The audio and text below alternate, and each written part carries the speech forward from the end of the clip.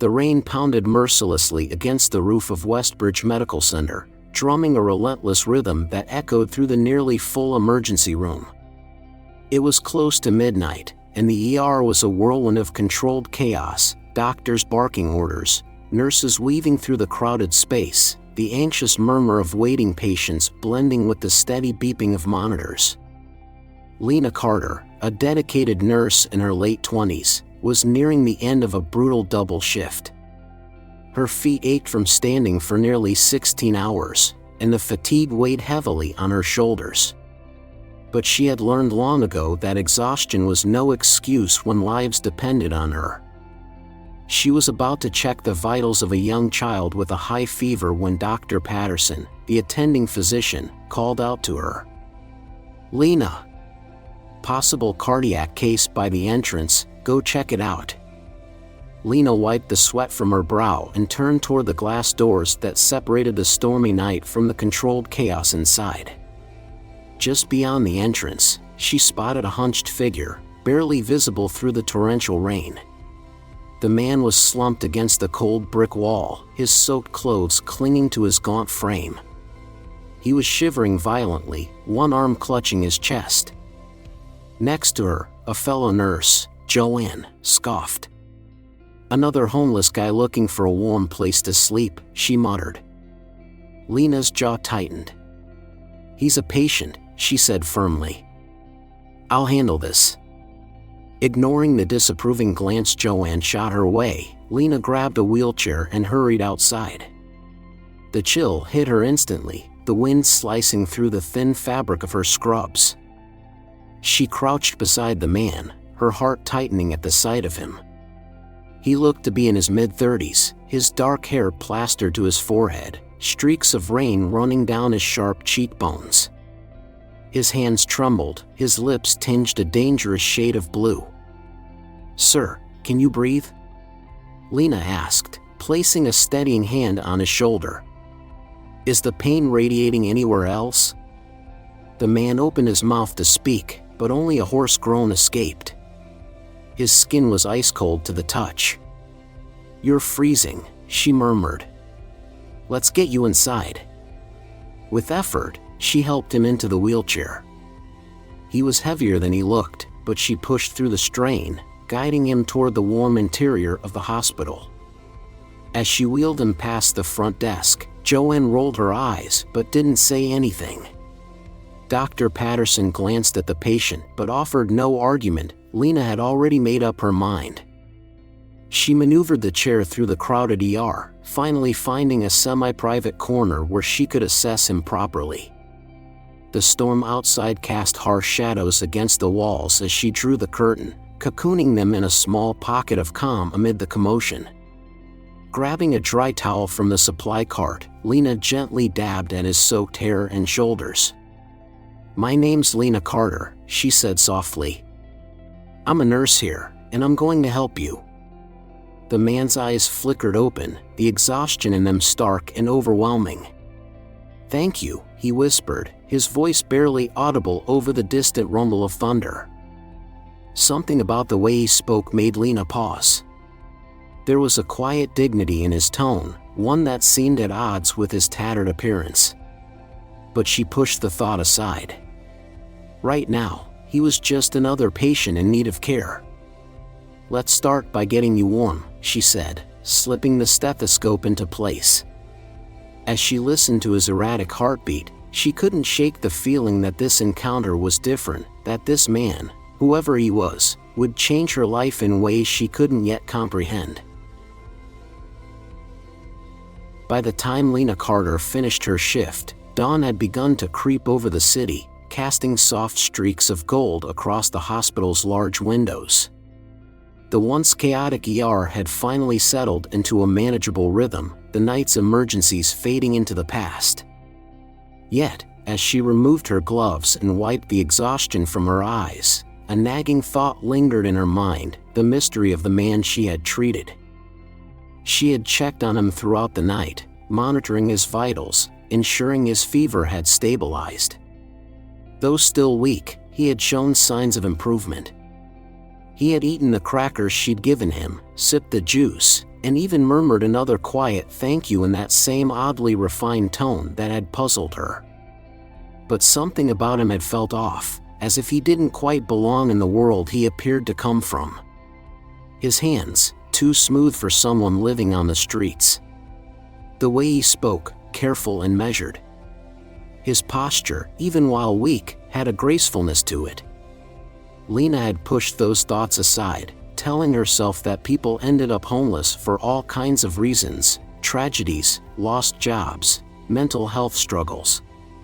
She had learned long ago not to judge.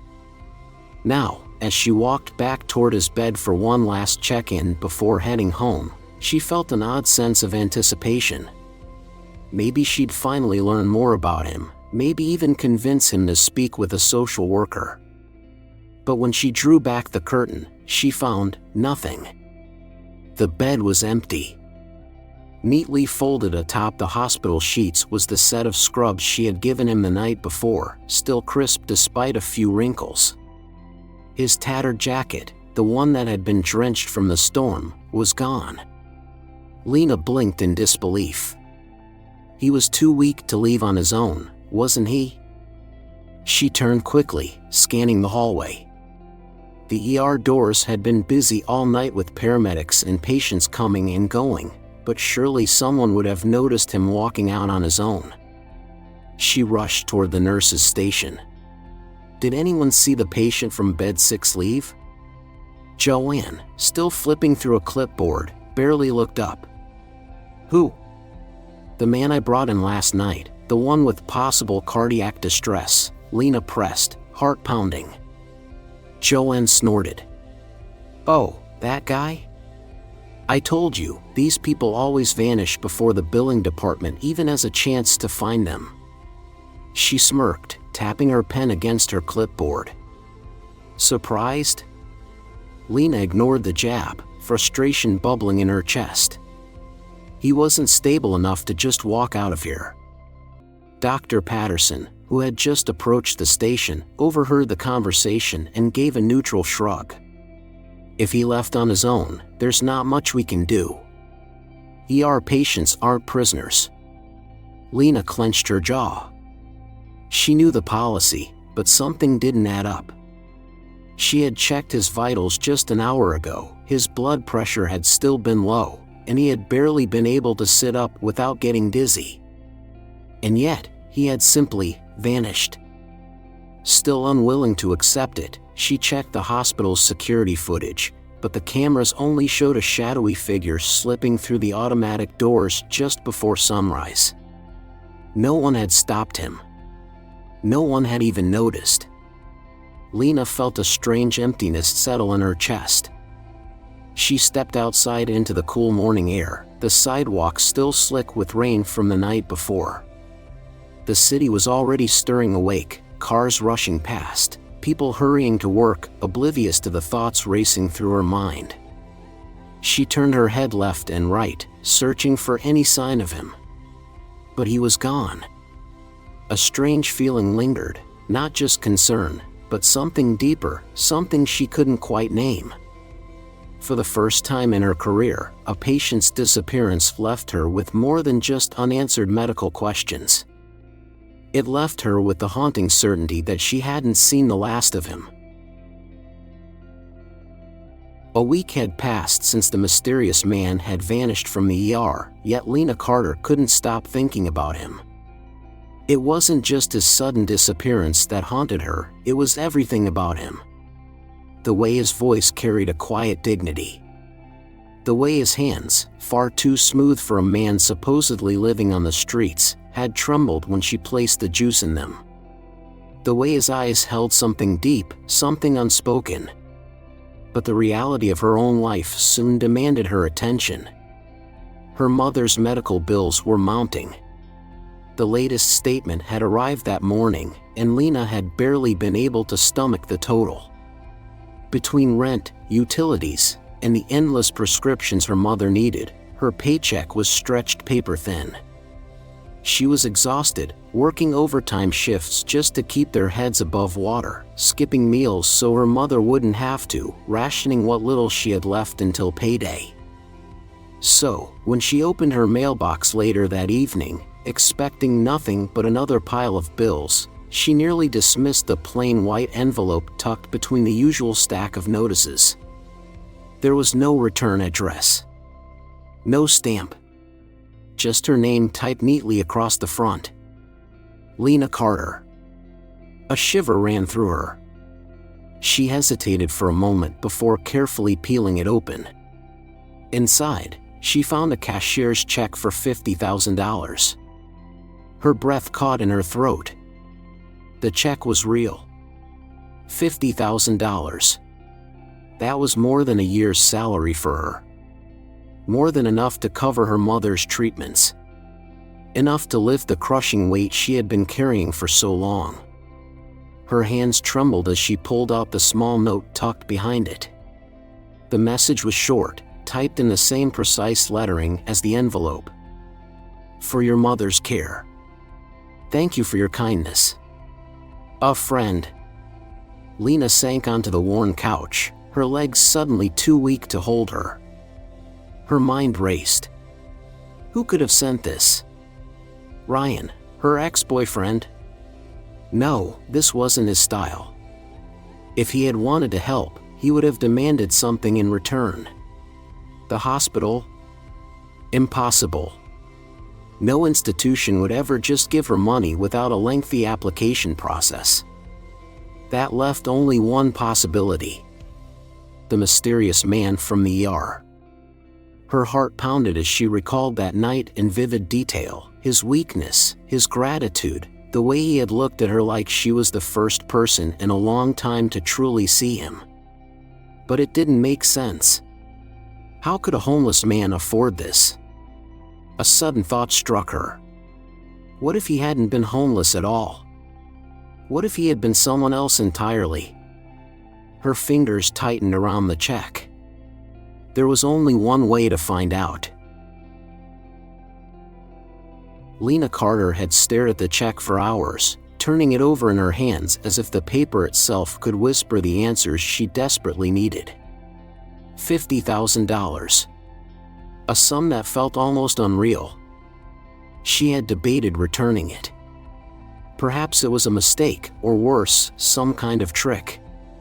But every time she glanced at the growing stack of her mother's medical bills on the kitchen table, she knew she couldn't afford to question it too much. Still, she needed answers. Days passed, but no further clues came until one afternoon, when a formal envelope arrived in the hospital's staff mailroom, bearing her name. Lina frowned as she picked it up. Unlike the previous mysterious letter, this one had an embossed hospital seal on the flap. She tore it open. Inside was a gilded invitation, the elegant script standing in stark contrast to the chaos of her daily life. Westbridge Medical Center Annual Fundraiser Gala. An evening of philanthropy and celebration. Honoring our generous donors. Lina blinked, rereading the words. She knew of the gala. It was an extravagant black tie event held at the Grand Westbridge Hotel, an opulent venue known for hosting politicians, celebrities, and the city's wealthiest elite. Every year, the hospital's wealthiest benefactors gathered to celebrate their charitable contributions. Nurses were never invited unless they were staff award recipients. She checked the bottom of the invitation, and there it was, typed neatly. Your attendance has been personally sponsored by an anonymous donor. Lina's heart pounded. This wasn't a coincidence. She looked up just as her colleague, Alicia, leaned over her shoulder, eyes widening. Whoa, Lina, since when do nurses get invited to the gala? I don't know. Lina's fingers tightened around the thick paper. Alicia smirked. Looks like you've got a secret admirer. Lina shook her head, but deep down, a gnawing suspicion had already formed. Was this connected to the check? And more importantly, was it connected to him? The evening arrived quicker than Lina expected. She had no gown for such an occasion, but Alicia, ever the problem solver, had lent her a deep navy blue dress that fit surprisingly well. Simple, elegant, and far removed from her usual scrubs and overworked exhaustion. As the cab pulled up to the Grand Westbridge Hotel, Lina took in the towering building, its entrance glowing under a cascade of chandeliers. Valets hurried to open doors for arriving guests, most of whom stepped out of luxury cars and limousines. She felt wildly out of place. Taking a steadying breath, she walked toward the entrance, clutching her small handbag tightly. Inside, the ballroom was breathtaking. The polished marble floors gleamed under crystal chandeliers, and an orchestra played softly in the background. Men in tuxedos and women in flowing gowns moved effortlessly through the room, sipping champagne and exchanging polite laughter. Lina hesitated near the entrance, scanning the crowd. Was he here? Then, a hush settled over the room as a speaker stepped onto the stage. The murmurs quieted. A well-dressed man took the microphone and smiled. Tonight, we gather to honor those who have given generously to ensure that every patient, regardless of financial standing, receives the care they deserve. Lina listened, her heart racing, waiting for the next words. Then the speaker glanced toward the audience, and with a knowing smile, he announced, "It is my great honor to introduce one of our most generous benefactors this year, Mr. Richard Evans." Lina's breath caught in her throat. A tall figure stepped onto the stage, his black tuxedo crisp, his posture confident yet composed. His face was unmistakable. It was him. The man from the ER. Only now, he wasn't in rags. He was a millionaire. And he was looking straight at her. Lina Carter sat frozen in place, her heart hammering in her chest as Richard Evans stepped onto the grand stage.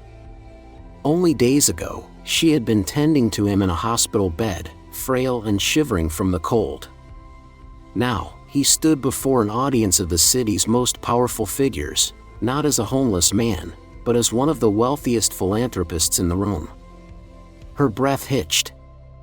How was this possible? The applause settled, and Richard adjusted the microphone, his gaze sweeping across the room before landing directly on her. A flicker of something, recognition, gratitude, maybe even something deeper, passed through his expression. Then, he spoke. Several months ago, Richard began, his voice steady but carrying the weight of something personal. I found myself lost, not just physically, but emotionally. The room quieted, drawn into his words.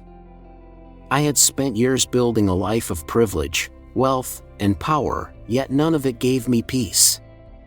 After a personal tragedy, I became disillusioned with the people around me. I questioned whether I was valued for who I was, or simply for what I could provide. He paused, scanning the audience.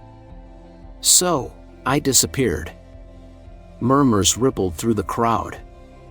Even from her seat, Lina could hear whispers of shock and curiosity. Richard continued, I left behind my money, my home, and my title. I put on tattered clothes and walked the streets, not as a test, but as a search for something real. Lina's stomach tightened. This wasn't just about hiding, he had been searching for something. I was ignored. Looked down upon. In some cases, treated as if I didn't exist. His voice darkened slightly, as if recalling bitter memories. But one night, during a storm, I found myself weak, ill, dehydrated, barely able to stand. I entered an emergency room, expecting nothing, convinced I would be dismissed like I had been so many times before. His voice softened, and his eyes met Lina's once more. And then, I met her. A hush fell over the ballroom. Richard exhaled. A nurse. Exhausted from working a 16-hour shift. stretched thin, probably worrying about her own struggles. And yet, when she saw me, she didn't hesitate. She didn't look at me with pity or disgust. She simply helped me. Lina's throat tightened. She gave me warmth, food, and more than that, kindness. He let the words settle over the audience. Something that, at that moment, I had forgotten even existed. Lina felt every pair of eyes in the room turn toward her. Her pulse pounded as Richard continued. She never asked for anything in return. In fact, I doubt she even thought twice about it. Because for her, kindness wasn't conditional. It wasn't reserved for those who could repay it. Richard's voice thickened with emotion. That night changed me. It reminded me of something I had lost, the belief that good people still exist in this world. And I vowed to return that kindness. His hand tightened around the microphone. That's why I made my donation to the hospital, he continued. To help others in the same way she helped me.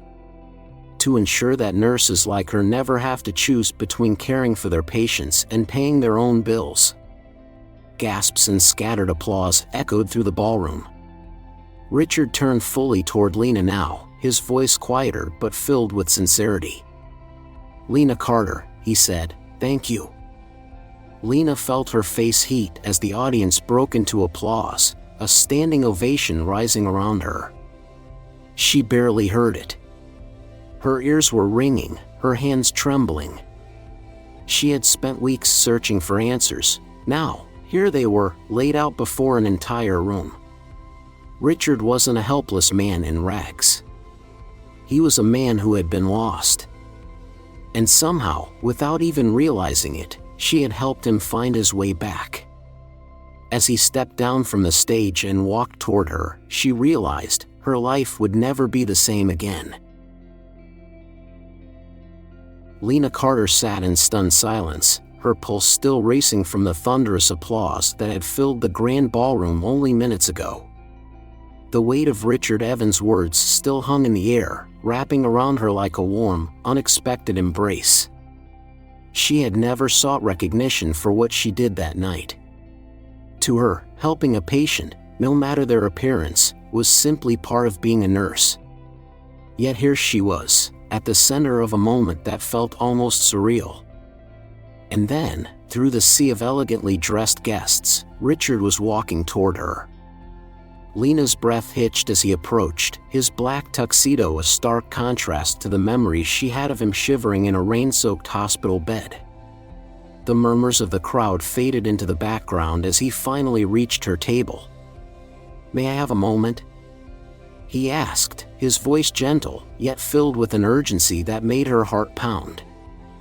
Lina nodded, barely able to find her voice. Richard extended his hand, and without thinking, she took it. His fingers were warm, steady, a far cry from the trembling grip she had held in the ER that night. He led her away from the bustling ballroom, through a set of tall glass doors that opened onto a quiet rooftop terrace overlooking the city. The crisp evening air carried a hint of autumn, and the glow of streetlights flickered far below.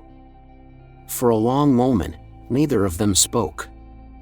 The only sound was the distant hum of traffic and the faint strains of music drifting from inside. Then, Richard finally turned to her. "Lina," he began, his voice softer now. "I don't know if I can ever fully express how much that night changed me." She swallowed, searching his face. Gone was the carefully composed businessman who had spoken on stage. In his place stood a man who looked vulnerable. Earnest. "I wasn't just sick that night," he admitted. "I was lost. For months, I had been questioning everything, who I was, what people really saw in me. I felt invisible, like no one truly cared about me beyond what I could offer them." His eyes searched hers. "But you didn't see me as anything but a person who needed help." Lina felt her chest tighten. "Of course, I helped you. It's what I do." Richard shook his head. No, Lina. What you did was more than just your job. You gave me kindness when I had no name, no money, no influence. You gave me back my faith in people. And because of that, I haven't been able to stop thinking about you. Lina's breath caught. Richard took a careful step closer. I didn't just come here tonight to honor you. I came because I needed you to know that you mean something to me. That I care about you, not because of what you did for me, but because of who you are. The world around them seemed to shrink, the grand hotel, the glittering city lights, the gala itself all fading into the background. Lina felt her heart pounding against her ribs. Richard. I know this is sudden, he said, running a hand through his hair, his usual confidence giving way to something far more genuine. And I don't expect an answer right now. But I needed to tell you how I feel. He hesitated before adding, I want to know you, not just as the nurse who saved me that night, but as the woman you were outside of that hospital. Lina stared at him, a storm of emotions crashing through her. Her logical side screamed that this was absurd, that only weeks ago, she had believed this man to be homeless, a stranger in need of medical care. But her heart told her that this moment, this connection, was real. She let out a shaky breath, offering him the only truth she had. I don't know where this will lead, Richard, she admitted. But I'd like to find out. A slow, relieved smile spread across his face. Then let's start there, he said softly. And as they stood beneath the city lights, the night felt warmer, filled with a possibility neither of them had expected, but neither of them was willing to let slip away. The days that followed the gala felt like stepping into a world Lina Carter had never imagined for herself. She had spent years consumed by long shifts, mounting bills, and the relentless struggle of trying to balance her mother's care with her own survival. But now, for the first time in a long time, hope had found its way into her life. Richard Evans didn't just disappear back into his world of wealth and power after that night. Instead, he became a constant presence, patiently breaking through the walls she had built around herself. At first, Lina had been hesitant. She wasn't sure what to do with the sudden shift in her life, the unexpected financial security from his donation, the attention from hospital colleagues who now viewed her differently, the whispers of an unlikely romance brewing between a nurse and a millionaire. But Richard never made her feel like a charity case. Instead, he proved that his words on the rooftop terrace weren't just sentiment. He wanted to know her. The real Lina, the woman who stayed late to sit with scared patients, who worked extra shifts to keep her mother's treatments going, who still flinched at the idea of relying on someone else. Over the next several months, Lina and Richard spent time together, not in the grand ballrooms and high-profile events that the city's elite expected of him, but in quiet, ordinary moments that meant more than either of them realized. They met for coffee at the small diner near the hospital, where Richard listened intently as Lina vented about difficult patients and hospital bureaucracy. They took long walks through the park, where Richard opened up about the sister he had lost, the grief that had driven him to disappear from his old life.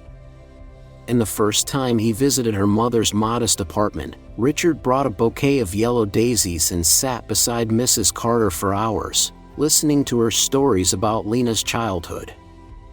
Lina had watched the exchange with something tight in her throat. She had expected Richard to feel out of place in her world, but instead, he fit in as if he had belonged there all along. As their relationship deepened, so did their shared vision for something greater.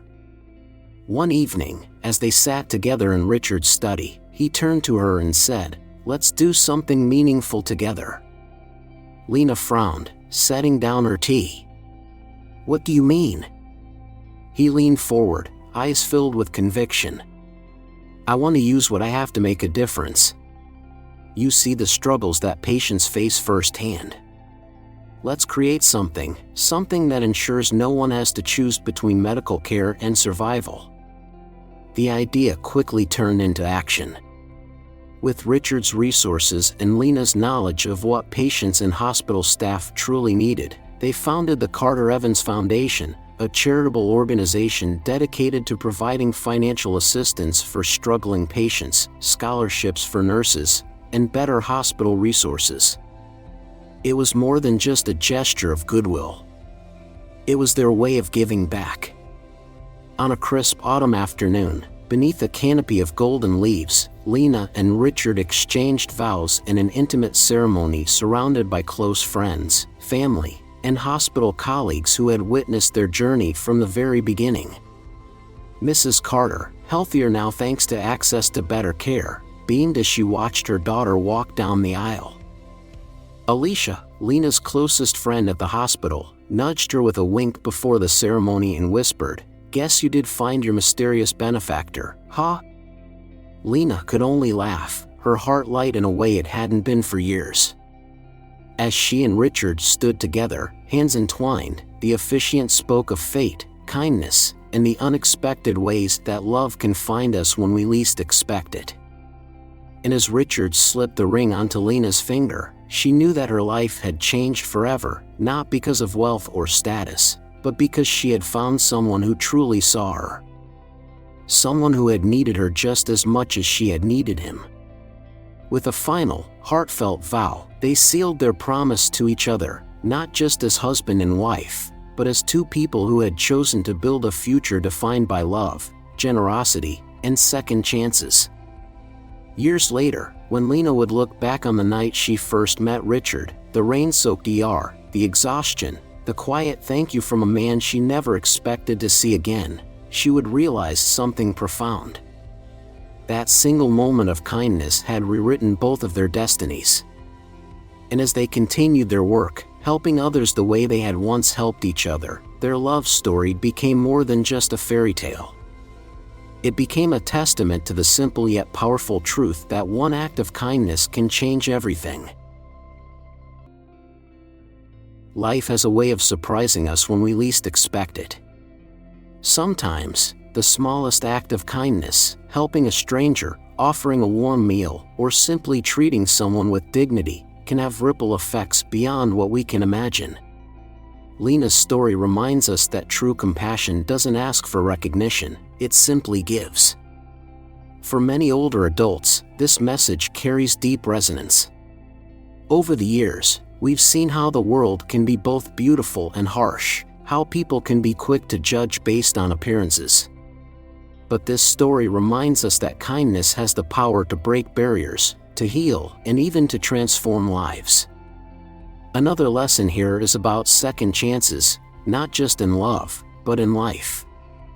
Richard had lost faith in people, but a single moment of care restored his belief in goodness. How often do we let past hurts or disappointments shape the way we see the world? This story encourages us to remain open, to believe that it's never too late to find purpose, connection, or even love. And finally, there's the lesson of gratitude and giving back. As we grow older, many of us reflect on our legacy, what we leave behind, how we impact others. Lina and Richard's journey shows that wealth isn't just measured in money, but in the lives we touch and the kindness we extend. In a world that can often feel divided, this story is a gentle reminder that kindness, faith in others, and the courage to embrace second chances can lead to something truly extraordinary. And perhaps, that's a lesson we can all take to heart.